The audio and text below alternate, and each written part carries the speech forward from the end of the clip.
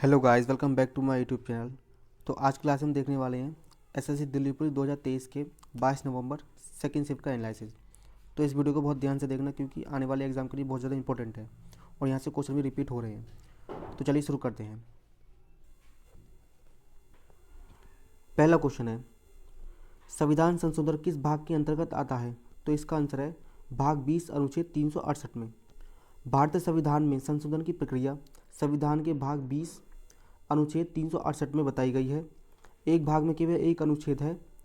अनुच्छेद 368 में 24वें और 42वें संशोधन द्वारा क्रमशः 1971 और 1976 में संशोधन किया गया। अब तक संविधान में कुल संशोधन की संख्या 104 है। इतनी बात आपको याद रखनी है, ये इंपॉर्टेंट है। ठीक, आगे चलते हैं। अगला क्वेश्चन है, मौलिक कर्तव्य में जीव जंतु को बचाने के लिए कौन सा भाग है? तो इसका आंसर है अनुच्छेद 51A जी। संविधान के 51A जी में कहा गया है कि वनों एवं वन्य जीवों सहित प्राकृतिक पर्यावरण की रक्षा और उसमें सुधार करना प्रत्येक नागरिक का मौलिक कर्तव्य है। भारतीय संविधान के अनुच्छेद 48A के तहत राज्य पर्यावरण की रक्षा और सुधार करने और देश के वनों और वन्य जीवन की रक्षा करने का प्रयास करेगा। यह अनुच्छेद 1976 में 42वें संशोधन के तहत संविधान में जोड़ा गया था। ठीक है, इतनी बात आपको याद रखनी है, ये इंपॉर्टेंट है। आगे चलते हैं। अगला क्वेश्चन है, गतका किस राज्य का खेल है? तो इसका आंसर है पंजाब।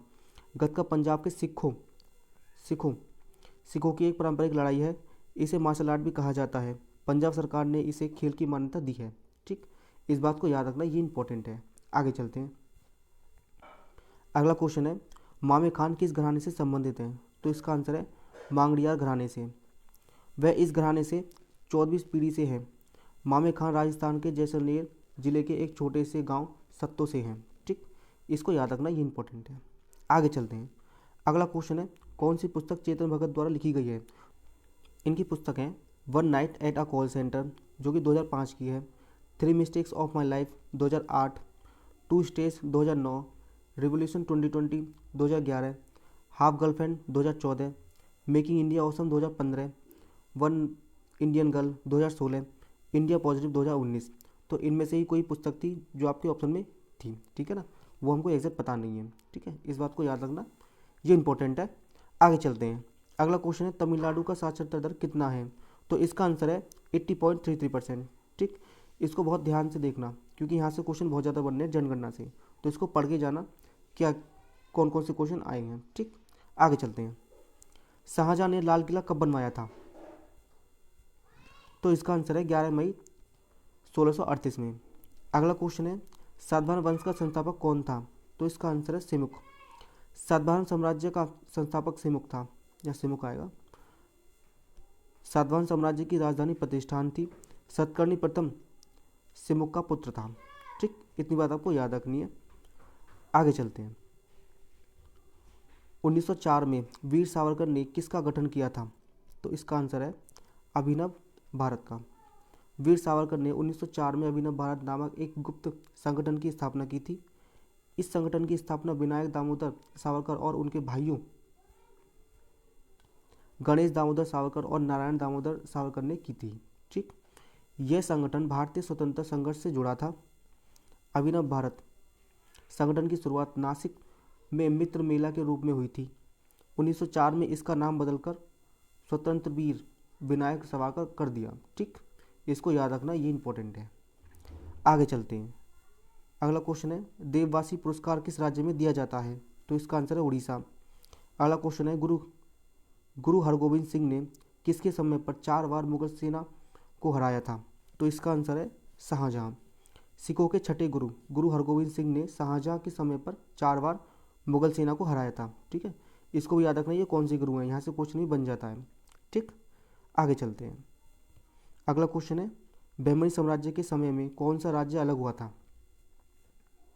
तो इसका भी एग्जैक्ट जो आंसर था वो हमको पता नहीं चल पाया है। तो ये जो राज्य है, ये वो राज्य है जो अलग हुए थे। ठीक है, तो इनको याद रखना। पहला है बरार, दूसरा है बीजापुर, अहमदनगर, गोलाकुंड और बीदर। ठीक, इनको याद रखना, ये इंपॉर्टेंट है। बहमनी साम्राज्य 347 से 1518 तक चला। ठीक, इसको भी याद रखना। इसकी स्थापना अलाउद्दीन बेहमन शाह ने की थी। ये क्वेश्चन पहले भी आ चुका है, आगे भी आ सकता है, ठीक है ना, इसको याद रखना। पिछली शिफ्ट में इसको पूछा गया है 1-2 बार। ठीक, आगे चलते हैं। अगला क्वेश्चन है, निम्न में से अनुच्छेद 15 में क्या नहीं आता?